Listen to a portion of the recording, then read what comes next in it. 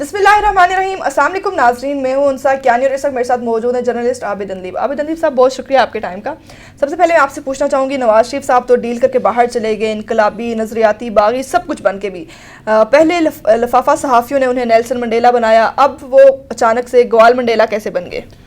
Thank you انسا. آپ کے جو سوال ہے اس کی 3-4 بیسکلی اس میں موضوعات ہیں. سب سے پہلی بات آپ نے یہ کہا کہ نواز شریف باہر چلے گئے نظریاتی اور انقلابی بن کے. پہلی بات یہ کہ وہ نہ انقلابی کبھی تھے اور نہ نظریاتی تھے, اور باہر بن کے تو وہ بالکل لیٹ گئے, وہ کبھی بھی نظریاتی اور انقلابی بن کے باہر نہیں گئے. اب جہاں تک یہ سوال ہے آپ کا کہ بہت سارے صحافیوں نے, صحافیوں کی میں آپ کو ایک بات بتاؤں, اب صحافیوں نے نون لیگ کے ساتھ لڑنا شروع کر دیے. پہلے تو نارمل ٹاک شوز ہوتے تھے نا, بیٹھ کے گفتگو ہوتی تھی, وہ بات چیت کرتے تھے, اور وہ صحافی بڑے جن کی دل کے بڑے قریب تھی نون لیگ, اور وہ یہ سمجھتے تھے کہ شاید نون لیگ میں جو ہے وہ مریم صفدر صاحبہ ہیں اور نواز شریف صاحب ہیں اور کچھ ایسے لوگ ہیں جو واقعی شاید اس دفعہ اسٹیبلشمنٹ کے لیے ٹف ٹائم دیں گے اور ان کے لیے ایک بڑا جو ہے وہ زور آور ثابت ہوں گے. کچھ بھی نہیں تھا.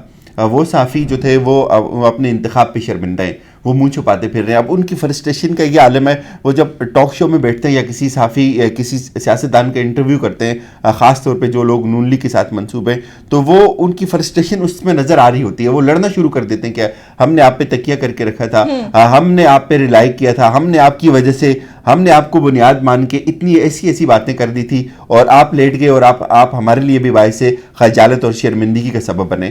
تو نواز شریف کا جو باہر جانا ہے نا, نواز شریف ہم ہر جگہ یہ کہتے ہیں تاکہ قوم کو یہ چیزیں یاد رہیں, اور ان صحافیوں کو کم از کم یہ چیزیں یاد رہیں کہ نواز شریف کی تاریخ ہے لیٹنے کی. دیکھیں, میں ہمیشہ یہ کہتا ہوں کہ مزاحمت وہ انسان کر سکتا ہے جس کی تربیت نظریے پہ ہوئی ہوتی ہے.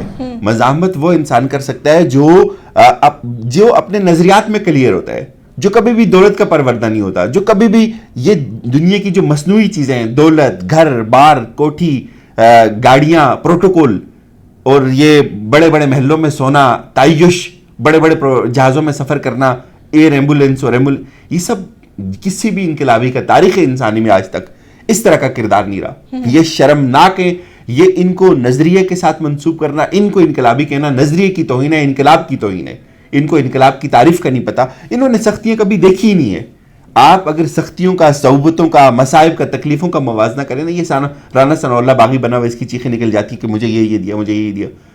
مولانا ابوالکلام آزاد, بہت سارے لوگ ان کے سیاسی نظریات سے مخالفت کرتے ہیں, 13 سال جیل میں رہے. آپ نیلسن منڈیلا کو دیکھیں, 3 اشرے جو بندہ جیل میں رہا, اور سخت سے سخت سزائیں. آپ جو کارل مارکس ہے, وہ اس قدر ان کو روٹی دی جاتی تھی, روٹی وہ تکیے کے نیچے رکھتے تھے, بھوک سے مر گئے کہ یار میری قوم کو کھانا نہیں نصیب ہوتا. اور ان کے آپ نے کھانے جیل میں چیک کیے, ان کا پروٹوکول آپ نے چیک کیا. یہ جب نیب کی تحویل میں ہوتے ہیں ان کے کھانے, اور بکرے اور دمبے ان کے گھر سے آتے ہیں. یہ جب جیل میں ہوتے ہیں ان کے کھانے گھر سے آتے ہیں. یہ جب وزیر اعظم تھے, کک ان کے ساتھ ٹریول کرتا تھا. میں آپ کو ایک واقعہ سناتا ہوں. میرے ایک بڑے اچھے دوست ہیں, ان کی کنسٹرکشن کمپنی ہے, وہ ان کا بڑا یہ قریب سیاستدانوں کے قریب رہتے ہیں جو ٹھیکیدار لوگ ہوتے ہیں. میں چونکہ جیولوجسٹ ہوں تو اس توسط سے وہ میرے بڑے اچھے جاننے والے ہیں. انہوں نے مجھے ایک واقعہ سنایا کہ نواز شریف وزیر اعظم تھے, مری میں تھے, ایک دفعہ ناشتہ کرنے کے لیے اٹھے, اور ناشتے پہ پتہ چلا جی چنے نہیں ہے, ان کی چنے کوئی مشہور ڈش ہے, چنے نہیں ہے ناشتے میں. اس ہیلی کاپٹر کو مری سے لاہور بھیجا گیا, وہ چنے لے کے آیا, اور پھر نواز شریف صاحب نے ناشتہ کیا. نواز شریف جہاں ٹریول کرتے تھے, نیلم ویلی گئے, کک ان کے ساتھ جاتا تھا. اور آپ یہ بات کرتی ہیں کہ یہ انقلابی ہو گئے اور یہ باغی ہو گئے اور انہوں نے وہ کرنے شروع کر دیا. یہ سب مذاق ہے. یہ 2 نمبر لوگ ہیں. ان کا کبھی بھی اس قوم کے ساتھ کوئی تعلق نہیں ہے جو یہ. اچھا, زیادہ انٹلیکچوئل بات ہوگی میرے خیال میں. دیکھیں, ہماری سیاسی جماعت ہے, نواز شریف کی اگر سیاسی جماعت ہے, تو نواز شریف اپنی سیاسی جماعت کی تربیت ان خطوط پہ کریں گے, ان کو انقلاب کے لیے تیار کریں گے, جو ان کے لیے باہر بھی نکلے گی, ان کے لیے لڑے گی بھی, ان کے لیے سزائیں بھی کھائے گی, ان کے لیے جیلیں بھی بھگتے گی, ان کے لیے کیسز بھی بھگتے گی. وہ اپنے نظریے میں کلیئر ہوگی. نواز شریف کا کبھی بھی قومی ایجنڈا نہیں تھا. نواز شریف نے جتنی بھی جنگ لڑی اپنے اقتدار کے لیے لڑی. نواز شریف ہمیشہ, دیکھیں, جو سیاستدان یا جو مسلح ہوتے ہیں نا, جو لوگ ریفارمز لے کے آتے ہیں, وہ صرف اقتدار کے بھوکے نہیں ہوتے. آپ اقتدار میں آ کر ایک مخصوص طبقے کی تربیت کر سکتے ہیں. آپ جب اقتدار سے باہر ہوتے ہیں, آپ اپنے نظریات کو پختہ کرتے ہیں, آپ اپنی جماعت کو پختہ کرتے ہیں, آپ پورے عوام میں اپنے نظریات کو لے کے جاتے ہیں, آپ ان کی تربیت کرتے ہیں. نواز شریف نے ہمیشہ اصلاح کو صرف اور صرف اقتدار میں ڈھونڈا. وہ اقتدار کے باہر کا جو ان کا کردار ہے وہ ہمیشہ ڈیل کا ہے. اقتدار کے باہر کا کردار ان کا ہمیشہ تعیش کا ہے, عیاشی کا ہے. کبھی بھی ان کا کوئی دیکھیں, مجھے میری بات سنیں, نواز شریف کو ہم انقلابی کہتے ہیں, مجھے بتائیں نواز شریف صاحب کے کریڈٹ میں کتنی کتابیں نواز شریف صاحب نے لکھی ہیں. اس قوم کا ایک سب سے بڑا ملم ہے کہ یہ قوم لکھتی پڑھتی نہیں ہے. یہ سیاستدان بھی پڑھتے نہیں ہے, نہ لکھتے ہیں یہ, نہ ان کو اتنا شعور ہے. دیکھیں آتا کون ہے, سیاستدان ہمیشہ وہ بنتا ہے جس کے پاس سب سے زیادہ پیسہ ہوتا ہے, جس کے پاس سب سے زیادہ عوامی قوت ہوتی ہے, جو ڈنڈا مار سکتا ہے, جو لڑائی کر سکتا ہے, جو تھانے کچہری کے کلچر کو سمجھتا ہے, وہ سیاستدان بن جاتا ہے. لٹریری آدمی, پڑھنے لکھنے والا آدمی, شعور رکھنے والا آدمی سیاست میں آ ہی نہیں سکتا.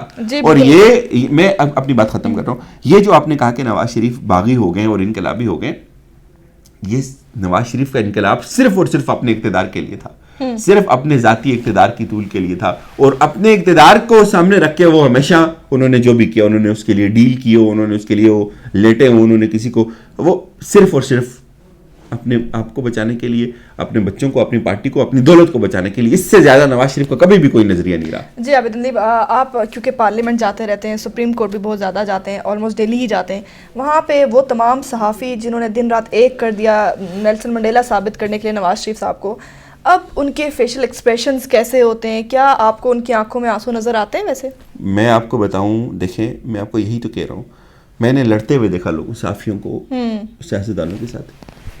آپ نے تو یہ کہا تھا, آپ کے کہنے پہ تو ہم نے یہ کہا تھا, یہ کہا تھا, یہ کہا تھا. اب آپ کو بھی ہنسی آتی ہے, آپ ہنسی کنٹرول کریں, ظاہر ہے ہمیں بھی ہنسی آ رہی ہوتی ہے یہاں, وہ وہاں سین ہی ایسا کریٹ ہو جاتا ہے. میں یہ کہتا ہوں نا, دیکھیں صحافی اپنی کریڈیبلٹی بناتا ہے. بالکل.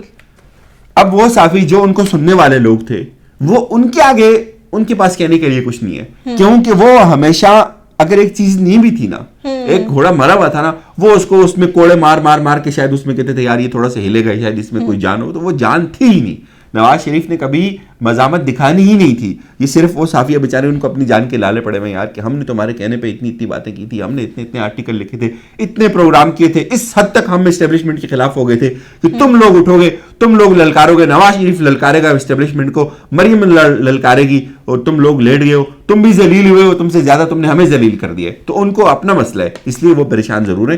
آنسو ظاہر ہے, بندہ ایسی بہت ساری چیزیں ہوتی ہیں بندہ بتا نہیں سکتا, دفعہ کریں کیا بات کرنی. اچھا, ایک آخری سوال میں آپ سے پوچھنا چاہوں گی, ہماری صحافت اس قدر پراگندہ کیوں کر ہو گئی ہے کہ ایک صحافی نے خاتون وزیر پہ الزامات لگائے, کیا اب یہ سارا گند اور اس طرح کی تمام باتیں ہمارے گھروں تک پہنچ گئی ہیں؟ یہ آپ یہ اس کی بات کر رہی ہیں میرے خیال میں زرتاج گل پہ جو الزامات لگے. بالکل. دیکھیں اس کا میں نے ویڈیو بھی کی, میں نے اس کے جواب بھی دیے. مبشر لقمان نے ایک بندے کو اپنے پاس بٹھایا اپنے اس یوٹیوب چینل پہ, اور اس کے خلاف بڑی باتیں کی, فواد چودھری کے خلاف باتیں کی, اور پھر اس کے خلاف زرتاج گل صاحب, وہ بیچاری رونے لگ گئی اس دن پارلیمنٹ میں. انہوں نے کہا یار کہ میری چھوٹی سی بیٹی ہے اور میری بہن مجھے فون کر کے پوچھتی ہے, اور یہ دیکھیں یہ, اور سب سے مجھے ذاتی طور پہ اس لیے تکلیف ہوئی کہ وہ جو زرتاج گل صاحب ہیں وہ ایسے میل ڈومینیٹ حلقے سے سیاست لڑ کے اپنی محنت سے یہاں پہنچی, اور اس طرح سے ان کو داغدار کرنا. تو میرے خیال میں سب سے وہ جس صحافی نے الزام لگائے تھے اس نے معافی مانگ لی ہے, وہ اپنی بات سے مکر گئے. ستم یہ ہے کہ کوئی چیک اینڈ بیلنس نہیں ہے, آپ کے پاس احساس ذمہ داری نہیں ہے, آپ جہاں بھی بیٹھتے ہیں جتنا آپ غیر محتاط ہو جائیں, اور قوم دیکھیں لوگ بھی سنتی ہے ان لوگوں کو. ستم یہ ہے کہ آپ وہ مبشر لقمان جس کے پاس اپنے 2 جہاز ہیں, جس کی بے پناہ جس کی دولت ہے, جس نے ملک ریاض کے ساتھ پلانٹڈ پروگرام کیا, اب وہ فرشتہ بن گئے کہ وہ کہتے ہیں کہ نہیں مجھے یہ ہو گیا. یہ ایک ٹرینڈ بن گیا ہوا ہے. جتنی آپ باتیں کریں گے پروگرام کی بات, اسی کی وجہ سے خود مبشر لقمان صاحب کو ایک تھپڑ بھی لگ چکا فواد چودھری کو سے, اور وہ تھپڑ میرے خیال میں ایک پڑا, اور تھپڑ پڑنے چاہیے ایسے لوگوں کو جو. فواد چودھری صاحب تک تو بات ٹھیک ہے, ایک خاتون پہ, زرتاج گل جیسی خاتون جو کہ ایک ایسے بیک گراؤنڈ سے آئی ہے جہاں پہ میل ڈومینیٹڈ ایریا ہے, سارے قبائلی علاقہ ہے, اس پہ آ کے اس طرح کے الزامات لگانا, اس کے لیے, اس کی اپنی سیاسی ساکھ کے لیے. دیکھیں لوگوں کا ہمیں پتہ نہیں ہوتا, ہمیں اندازہ نہیں ہوتا کہ میڈیا, میں ایک بات کرتا ہوں نا, قندیل بلوچ, میرے نزدیک اس میڈیا نے قندیل بلوچ کا قتل کروایا. میرے نزدیک یہ جو ایک اور کریکٹر ہماری ابھی سیاست میں گھوم رہا ہے, حریم شاہ اور کھٹل سندر, اچھا اس کے بارے میں بھی سب لوگ یہ کہہ رہے ہیں کہ اس کا انجام بھی قندیل بلوچ والا ہونا ہے. بالکل, میں کہہ تو رہا ہوں آپ کو, یہ دیکھیں نا ایسے غیر ضروری لوگوں کو, اس کا باپ رو کے یہ قوم سے کہتا ہے یار کہ میری بیٹی کے لیے دعا کریں. اچھا ویسے آپ کو یہ نہیں لگتا کہ اس کے باپ کو جو ہے نا کوئی کہا گیا ہو, کیونکہ بہت زیادہ جب حریم شاہ نیوز میں آ رہی تھی, تمام جو وزراء تھے ان کے ساتھ اس کا نام, اور تب اس کے باپ کی ویڈیو آئی, تو کیا کسی نے اس کو پریشرائز کر کے تاکہ حریم کو ان چیزوں سے وہ کرنے کے لیے, ایسا ہو سکتا ہے کیا؟ माशरा प्रेशराइज करता है, हमारे सोशल नॉर्म्स, ये सोशल नहीं, स्ट्रक्चर वैसे मुझे प्रेशराइज जो करता है। एक मेरे माइंड में था कि हो सकता है किसी वजीर ने कहा कि आप ये वीडियो करें ताकि हरीम इन चीजों से बाज आ जाए। नहीं देखिए, या एक कुछ तो ऐसा? एक इंसान को खुद फील होता है, वो इज्जतदार लोग हैं। बिल्कुल मैं मेरे दोस्त हैं वहाँ के उस इलाके के, उन्होंने उनसे मेरी बात हुई, उन्होंने बताया मुझे कि वो बड़े तकलीफ में है, बहुत तकलीफ में है। वो लोग बड़े शरीफ लोग, आपको पता है गांव का माहौल कैसा होता है, बिल्कुल।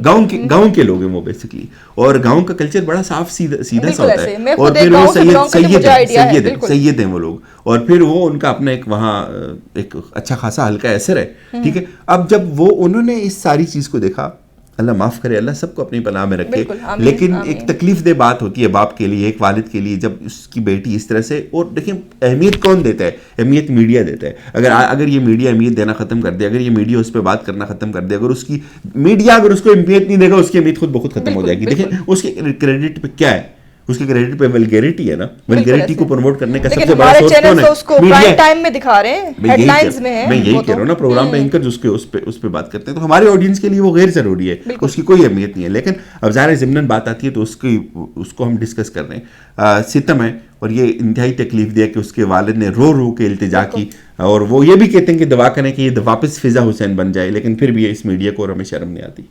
बहुत शुक्रिया आबिद नदीम साहब आपके टाइम का।